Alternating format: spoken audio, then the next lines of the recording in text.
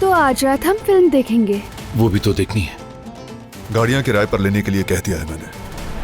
ये लोग हमें अपनी पिकनिक पे साथ नहीं ले जाना चाहते। हमारा वहाँ क्या काम आजाद साहिबा? मुझे मुनासिब नहीं लगता कि उनके साथ कोई बड़ा मौजूद ना हो। अगर आप ऐसा सोचती हैं तो मेरे ख्याल से जाके उनसे कह दीजिए। जिस जगह मेरी वक़्ती ना हो वहाँ बेशर्मी से जाकर रहना मेरे खून में शामिल नहीं है। शुक्र है।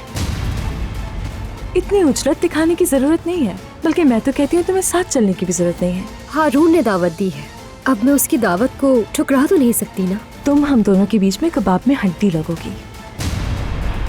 भतीजे, वो डाक आ गई है। कदर खातून ने तुम्हारे ऑफिस में रख दी है। मेरी मेज पर होगी। कोई खत वगैरह तो नहीं है? किस खत का इंतजार है आपको? ये लेटर मुझे बारान के कमरे से मिला है। ये कैसा लेटर है दिलान? मैं कुछ समझा नहीं। जवाहिर ने भेजा है। जो इसमें लिखा है क्या वो सच है? जवाहिर से कहो खत कहीं गुम हो गया है। बात हो सकती है तुमसे। जवाहिर